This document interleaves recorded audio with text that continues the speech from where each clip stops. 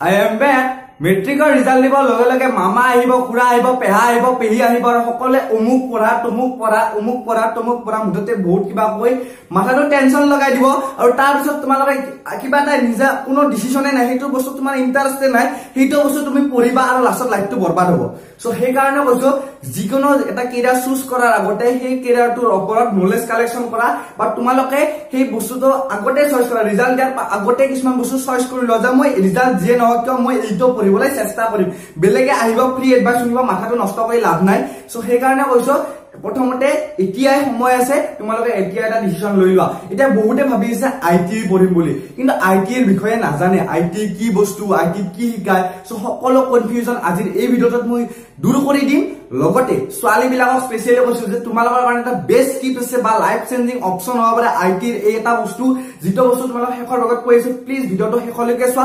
সকলোকে কৈছো যিসকলৰ ৰিলেটিভ আছে বা মেট্ৰিক দিছে বা ফ্ৰেণ্ড আছে বা তোমালোকে কৰবাক জানাব বিচাৰিছে আইটি সম্পৰ্কে, তেনেহলে এই ভিডিওটো শেষলৈকে চোৱা। মই ভালদৰে কমপ্লিটলি একদম ইজিলি বুজাই দিম। ITI নামটো শুনাৰ লগে লগে হয়তো বুজি পাইছে ইয়াৰ লগত কিবা টেকনিক্যাল বস্তু জড়িত হৈ আছে, অৰ্থাৎ ইন্ডাষ্ট্ৰিয়েল ট্ৰেইনিং ইনষ্টিটিউট। এটা ইন্ডাষ্ট্ৰি কল্পনা কৰক, তাতে কেনেকুৱা ধৰণৰ মানুহৰ প্ৰয়োজন হ'ব পাৰে। ধৰক ইলেক্ট্ৰিকেলৰ মানুহৰ প্ৰয়োজন হ'ব পাৰে, ধৰক ইঞ্জিন ভাল কৰা মানুহৰ প্ৰয়োজন হ'ব পাৰে, বা ৱায়াৰ তাঁৰ চাৰৰ কানেকশ্যন দিয়া মানুহৰ প্ৰয়োজন হ'ব পাৰে ন।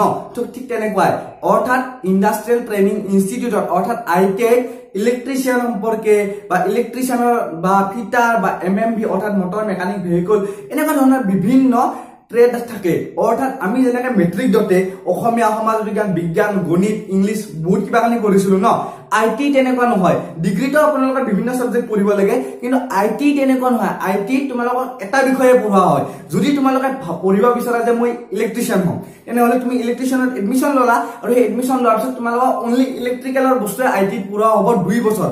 অৰ্থাৎ আইটি কোৰ্সটো 2 বছৰ হয়। লগতে মেট্ৰিকৰ পাৰ্সেন্টেজ বেসিছত তোমালোকক এডমিশন পাবা। এতিয়া কথাটো হৈছে যে এডমিশন কেতিয়া আহে, এডমিশন আহে জুন মেৰ লাষ্টৰ ভাগত বা জুনৰ প্ৰথম 2 সপ্তাহত। কেনেকৈ গম পাবা, মই লগে লগে ভিডিও আপলোড কৰি দিম। যেতিয়া আপোনালোকৰ এই এডমিশন নোটিফিকেশন আহে এতিয়া মই আপোনালোকক লগে লগে ভিডিও বনাই জনাই দিম। আৰু 2 নম্বৰ কথা যে আইটি এডমিশন লোৱাৰ যেটো প্ৰসেস আছে সেই প্ৰসেসটো 2016 চনৰ পৰা অনলাইন হৈ গৈছে। আৰু তাৰ পাছত বহুতে নাজানে আইটিত কেনেকৈ চইচ ফিল কৰে, কেনেকৈ কোনটো সাবজেক্ট কেনেকৈ ইলেক্ট্ৰিকেল পঢ়িব বুলি ভাবি থাকে, নাজানে ফিটাৰ পঢ়িব লগা হয়, MMV পঢ়িব লগা হয়।